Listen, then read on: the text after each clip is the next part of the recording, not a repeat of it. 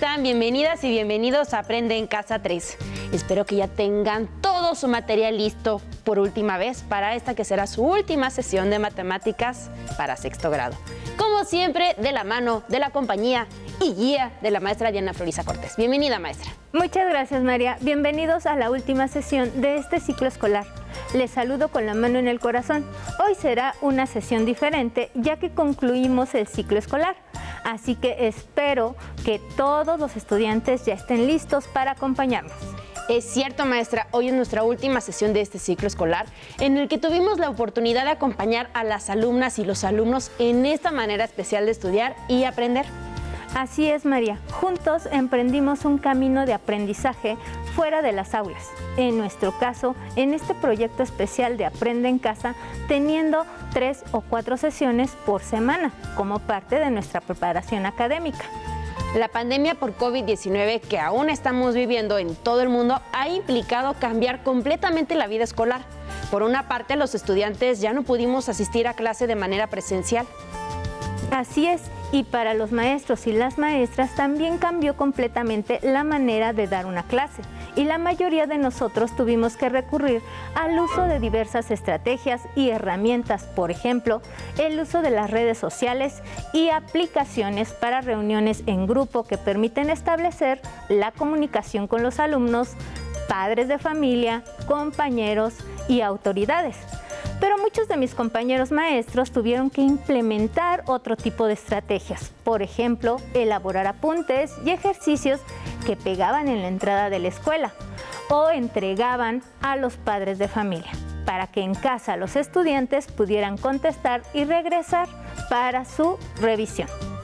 Otros maestros se dieron a la tarea de visitar a los alumnos de su comunidad para ayudarles a estudiar en un proceso de enseñanza individualizada, de tal manera que también cambió la manera de atender las dudas y los procesos de aprendizaje de los alumnos y las alumnas.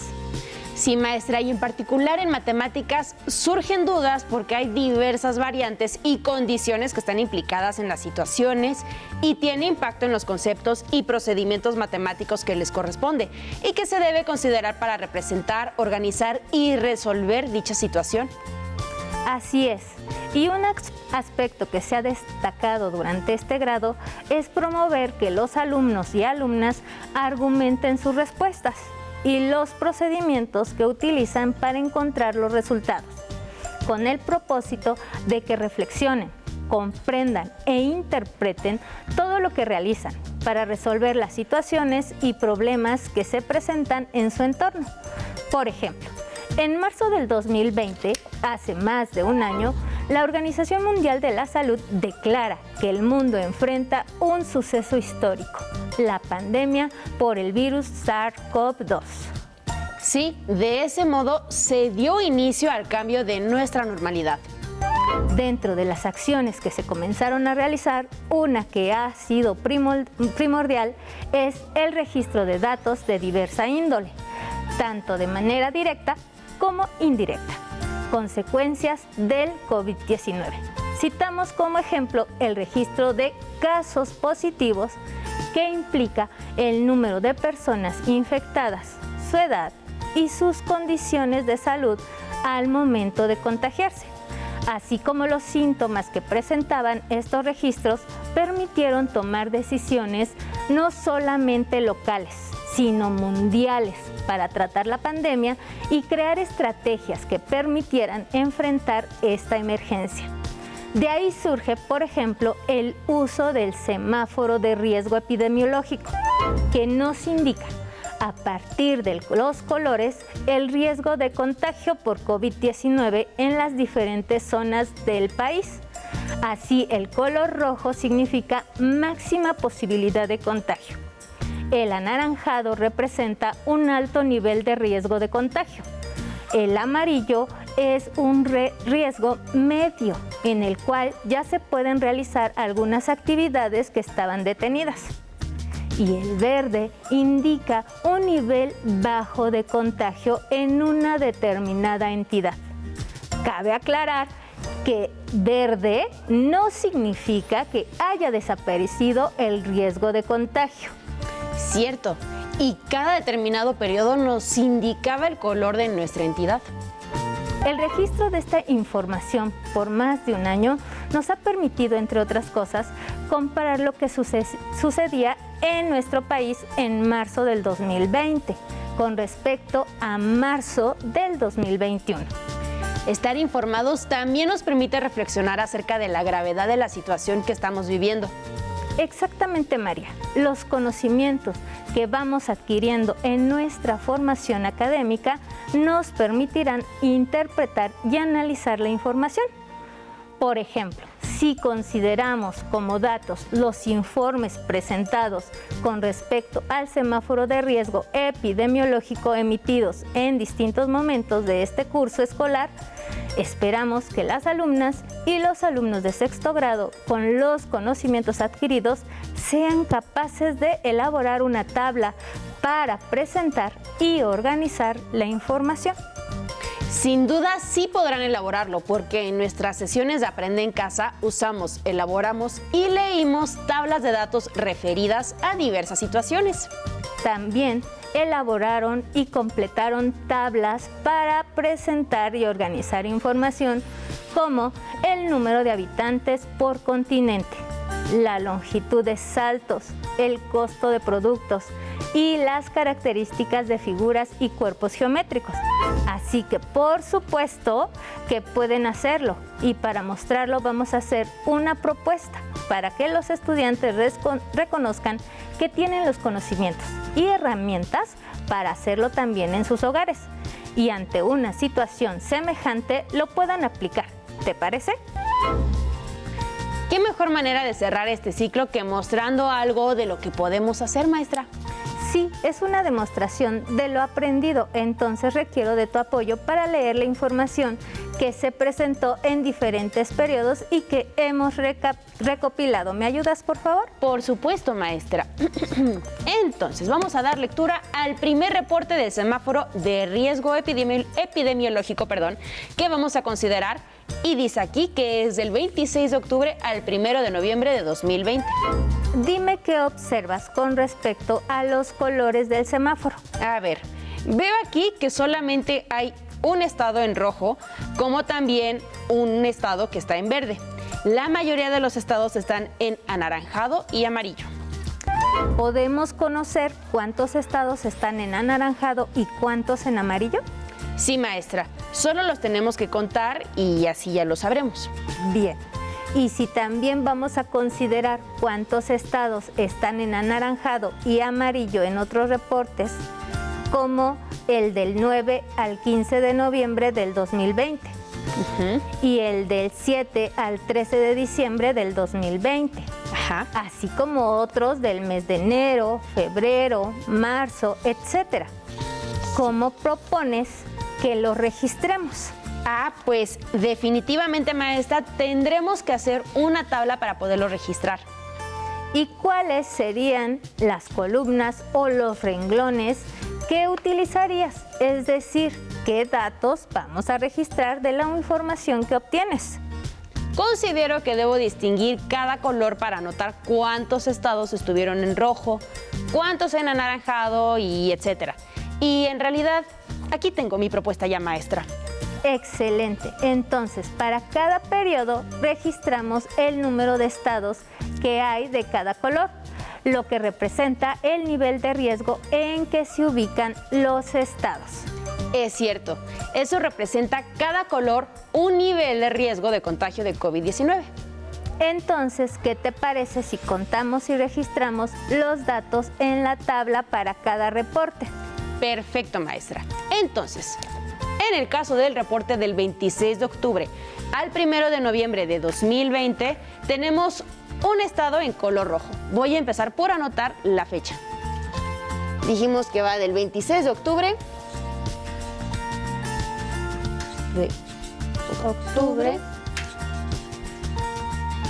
al 1 de noviembre. Abreviado, María. Listo. Listo. En rojo dijimos que teníamos 1. Ok. En color anaranjado dijimos que teníamos 19. Bueno, no dijimos, lo tengo aquí visto en mi mapita. En color amarillo tenemos 11, maestra. Y 1 en verde. Exacto. En el caso del periodo del 7 al 13 de diciembre del 2020, tenemos datos semejantes al periodo anterior. Hay 2 estados en color rojo. Era del 7 al 13 de diciembre, ¿verdad, maestra? Y le vamos a poner aquí, abreviado diciembre. Entonces, en rojo tenemos 2. 18 en color anaranjado. 11 en amarillo y 1 en verde. Perfecto. Listo. Y ahora sí ya tenemos ahí nuestra tabla hasta diciembre. Muy bien. Vamos adelante, por favor. Si nos planteamos la pregunta, ¿cuál es el nivel de riesgo que se presentó con mayor frecuencia en México? ¿De qué manera podemos contestar a partir de la información que tenemos organizada en esta tabla? Pues, maestra, comparando y viendo en cada periodo cuál es el color en que están la mayoría de los estados del país. Como recordarás, las medidas de tendencia central, media aritmética, mediana y moda son valores que nos permiten representar un conjunto de datos y nos dan una idea de diferentes aspectos. Lo recuerdo y vimos que podríamos resumir la información a partir del uso de las medidas de tendencia central, como lo presentaron en la cápsula de don Leopoldo y Cupertino, quienes también nos acompañaron en este proyecto junto con Carola y Agustín. Sí, las cápsulas nos presentaron algunas situaciones que también estaban relacionadas con los contenidos que íbamos estudiando, teniendo como referente lo que don Leopoldo y Cupertino nos presentaron, en este caso para dar respuesta a la pregunta ¿cuál es el nivel de riesgo que se presentó con mayor frecuencia en México? ¿A cuál de las medidas de tendencia central hace referencia? Yo sé. A la moda, por lo de la mayor frecuencia. Exacto. Entonces podemos decir que en 5 de los 8 reportes que registramos se tuvo el nivel más alto de riesgo en México. Así es, maestra, ahí lo estábamos viendo en nuestras pantallas. Como ven, estamos aplicando algo de lo que aprendieron en este grado e incluso en grados anteriores, porque ahora concluyen la primaria. Y sin duda, constantemente estamos escuchando y viendo este tipo de información, no solo de la pandemia, sino de diversos temas que se presentan también en forma de tablas y otro tipo de gráficas. Así es, María. Un ejemplo más de un concepto matemático poderoso es la proporcionalidad directa y particularmente el de razón. En este grado analizamos diversas situaciones en que estaba presente. Por supuesto, maestra, lo trabajamos cuando comparamos precios de productos y determinamos qué nos conviene comprar o consumir. Bien, lo tienes muy fresco, María, qué bueno. Porque incluso nuestro último desafío en el libro de texto trata de comparación de razones. En este caso, vamos a ver de qué manera podemos aplicar lo que aprendimos con respecto a este tema y otros conceptos que están involucrados y que podrán identificar perfectamente. Muy bien, estaré muy atenta. Nuestro libro de texto inicia con el desafío Los continentes en números y ordenamos y comparamos el área de los continentes de la Tierra. Uy, maestra, se fue hasta el principio de nuestras sesiones. Así es, los estudiantes en casa tuvieron que completar una tabla como la siguiente. Y aquí vemos que están ordenados los continentes por el área que ocupan, expresado ese valor claramente en kilómetros cuadrados. Exacto, María. Has leído e interpretado adecuadamente la información. La tabla muestra la extensión territorial de cada continente, ordenados de mayor a menor. Ahora espero que los estudiantes y tú puedan leer lo que les presento a continuación, derivado de esta primera tabla.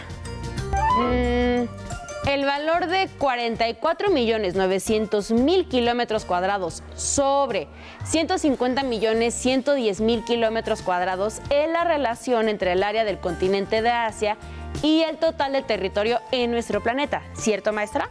Así es, y esa relación es una razón que está expresada ¿con qué tipo de números? Con fracciones, maestra. ¿Y recuerdas de qué otra manera la podemos expresar? Sí, yo sé, con números decimales. Muy bien.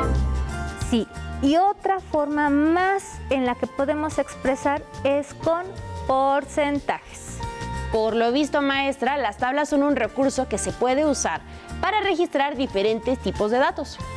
Así es una representación que nos permite organizar la información para tener los datos de manera más accesible.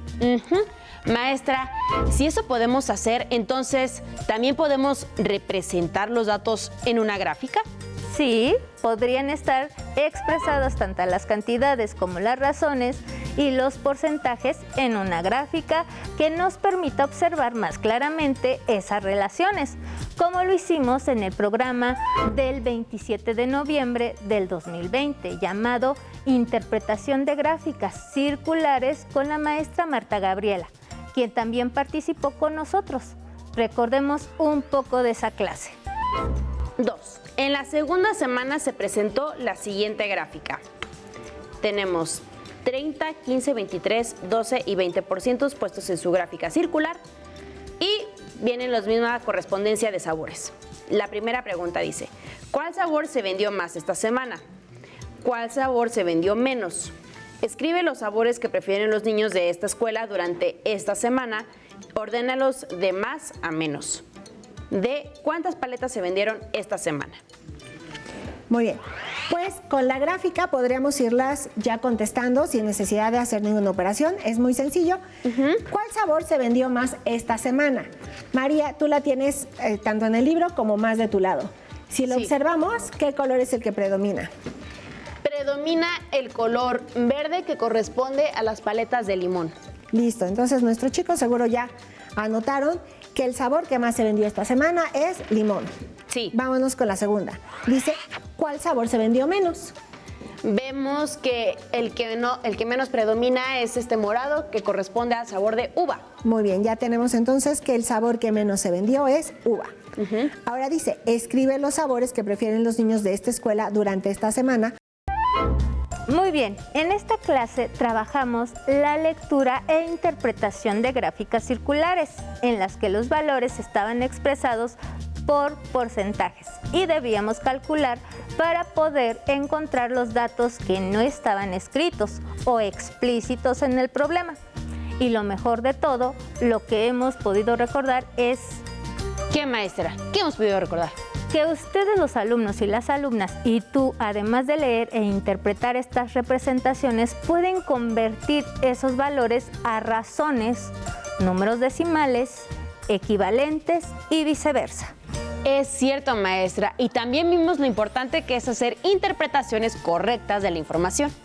Con estos datos de esta actividad que hemos realizado, tenemos la oportunidad de observar y apreciar los conocimientos que han logrado a lo largo de este ciclo escolar. Maestra, también observé que, por ejemplo, los valores de las medidas de tendencia central pueden estar expresados con números naturales y números decimales. Muy buena observación, María. En la mayoría de las sesiones que compartimos, trabajamos con números naturales, números decimales y también con fracciones.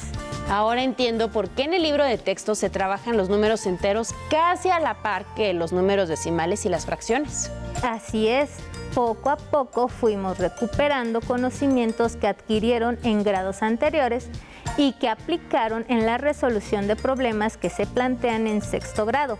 Por ejemplo, en desafíos como listones 1 y listones 2, tuvimos oportunidad de trabajar con números enteros, fracciones y decimales. Maestra Diana, en estas clases de los listones aprendimos que en ocasiones es más exacto una fracción que una expresión con punto decimal, porque por ejemplo puede ser un número decimal periódico como es el punto 666666666, que es igual a 0.6, o una expresión decimal tan especial como lo es pi. Por cierto, María, ya que mencionas a pi, ¿recuerdas el cuento del círculo que se sentía enfermo? Sin duda, maestra. Y los cuentos fueron otro aspecto importante en nuestras sesiones. Por supuesto, veamos un poco de este cuento. Una mañana de algún día del mes de marzo, el círculo acudió al médico. Se veía demacrado, rodaba lento y parecía ligeramente obeso. «Buenos días, ¿cómo ha estado, señor Círculo?», preguntó el doctor Compás, quien atendía al círculo cuando se sentía enfermo. «Verá, doctor, hace varias semanas comencé a sentir mucha ansiedad y está empeorado con el tiempo. Hoy realmente me siento fatal. No sé si mi circunferencia tenga la forma correcta y dudo hasta que mi centro esté bien ubicado», contestó desanimado el círculo. «Muy bien, vamos a revisarlo. Por favor, muéstreme uno de sus arcos», le indicó el doctor Compás al señor Círculo, al tiempo que revisaba que la cuerda fuera menor que el diámetro y el arco estuviera bien delimitado. Bien», exclamó el doctor Compás. «Esto parece estar en orden. Ahora voy a verificar su circunferencia». El doctor Compás colocó su aguja en el centro del círculo y giró uno de sus brazos para verificar si la circunferencia estaba bien trazada. «Su circunferencia está muy correcta», comentó el doctor. «Todos los radios tocan al centro y al perímetro. Platíqueme un poco más de lo que ha sentido», le pidió el señor doctor al círculo. «Pues verá, doctor, desde que los babilónicos comenzaron a estudiarme, he tenido una pequeña molestia, la cual se agudizó en 1706, cuando el matemático William Jones utilizó por primera vez el símbolo de pi. Pero realmente se ha vuelto insoportable desde que el suizo Leonhard Euler lo popularizó en 1737. Y cada año, cuando se acerca el día 14 de marzo, comienzo a sentir una gran ansiedad y tengo que venir a visitarlo». «No se preocupe», comentó el doctor Compás, sin poder evitar una pequeña sonrisa, al recordar que efectivamente el círculo iba a visitarlo cada año el mismo día. «Tengo el remedio ideal para su malestar. Aunque no le resolverá el problema, sí le hará sentirse mejor sin lugar a dudas». El doctor llamó a su enfermera. «Por favor, mida el diámetro al señor Círculo y compárelo con la medida de su circunferencia». La enfermera hizo lo que el doctor le indicó y le dio el resultado. Verá, según este nuevo instrumento, el diámetro cabe en la circunferencia 3.14, 15, 92, 65, 35, 89, 79, 23... Hasta ahí, señorita, interrumpió el doctor Compás. «Como usted puede darse cuenta, señor Círculo, al dividir el valor de su circunferencia entre el valor del diámetro, se obtiene siempre el mismo número. Por eso se dice que es una constante y que, por cierto, es un número irracional. Es decir, no es exacto ni periódico. Muchas personas han tratado de calcular el valor exacto de pi y han llegado a registrar millones de cifras decimales, pero nadie lo ha logrado. Esta constante es tan famosa que hasta el día de hoy, 14 de marzo, se le celebra. Y es así cada año. Por eso, señor Círculo, es que este día se siente usted así. Para que no sufra esa terrible ansiedad», continuó el doctor Compás, «y con fines escolares, considere usted que el valor de pi es 3.1416. Utilice esta cantidad en todas sus operaciones y todos sus cálculos y verá cómo se sentirá mejor». Agradecemos la participación de los narradores de Alas y Raíces que nos apoyaron para presentar historias relacionadas con los números y las formas que nos permitieron desarrollar nuestra imaginación y acceder a los conocimientos desde otro ángulo. Y además, con lo que estamos recordando, maestra, me doy cuenta por qué usted decía a los estudiantes que era importante continuar con las sesiones de forma constante.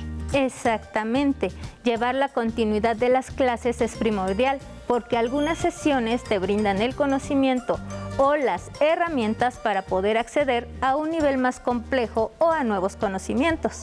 Y con el recuento que acabamos de realizar, podemos observar que los contenidos de matemáticas van vinculados unos con otros. Por ello es importante retroalimentar y ejercitar nuestro aprendizaje. Podemos encontrar más relaciones que la que acabamos de hacer. Este recorrido solo fue un ejemplo de cómo las matemáticas van complementando y avanzando en el nivel de complejidad. Una recomendación especial que les quiero hacer a los alumnos y a las alumnas es que no olviden lo importante que es comprobar y validar sus respuestas, sean de matemáticas o de cualquier otra asignatura. Maestra, todas las clases de Aprende en Casa fueron una nueva experiencia para cada uno de nosotros. Para los maestros y las maestras de nuestro país ha sido un gran reto, en particular para los maestros y maestras que estamos participando en el proyecto Aprende en Casa. Fue una inmensa experiencia. Así es, maestra, pero llegamos a la meta, el cierre de este ciclo escolar tan especial. Un cierre de ciclo escolar especial. Hoy despedimos a los alumnos y las alumnas de sexto grado, ya que ellos continuarán con su formación académica en la secundaria. Deseamos de todo corazón que su trayecto en la escuela secundaria sea exitoso y de mucho aprendizaje. Felicidades, tienen una gran oportunidad de conocer nuevos amigos y amigas y sobre todo continuar el camino para seguir siendo grandes seres humanos. Muchas felicidades a la generación 2015-2021 que egresa de cada una de las escuelas de nuestro país. El equipo de matemáticas sexto grado agradece su disposición de continuar su aprendizaje a través de los programas de Aprende en Casa. Les deseamos éxito y que logren las metas que se han propuesto. Alumnas y alumnos, me despido de ustedes agradecida por la experiencia que vivimos juntos. Cuiden de su salud, así como de las personas que les rodean. María, muchas gracias por el apoyo brindado en este espacio que compartimos por varios meses. También agradezco la participación de Alejandra y Raulito. Alumnas y alumnos, mucho éxito. Maestra Diana, muchas gracias y fue una experiencia muy grata para todos nosotros. Y un gran reto para mí. Así que generación 2015-2021, no se detengan. Mucho éxito. Recuerden que todo empieza con un sueño y los sueños se pueden hacer realidad. Nos vemos, alumnos. Mucho éxito en la secundaria y les mandamos un fuerte abrazo. Muchas gracias, maestra Diana. Muchas gracias, María. Si te es posible, consulta otros libros y comenta el tema de hoy con tu familia. Si tienes la fortuna de hablar una lengua indígena, aprovecha este momento para practicarla y platica con tu familia en tu lengua materna. Por hoy hemos terminado con Despedida del ciclo escolar 2020-2021 de Matemáticas sexto grado. Y espero que lo hayan disfrutado tanto como nosotros. Nos vemos, hasta la próxima.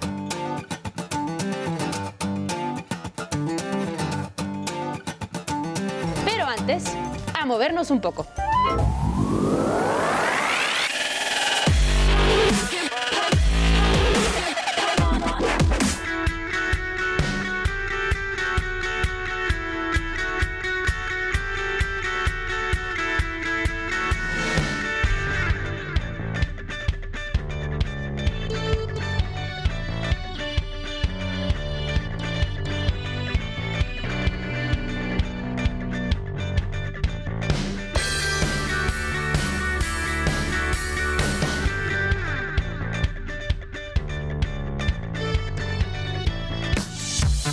Si no tienes el libro de texto o necesitas ayuda para responder las preguntas, contáctanos. Para apoyo pedagógico, hay maestras y maestros de lunes a viernes de 8 a 20 horas en el teléfono 55 41 72 04 13 con 100 líneas. También puedes encontrar los libros de texto en la página conalitec.cep.gov.mx. Si quieres volver a ver los programas de Aprende en Casa, los puedes encontrar en la siguiente liga: aprendeencasa.cep.gov.mx. ¡Nos vemos!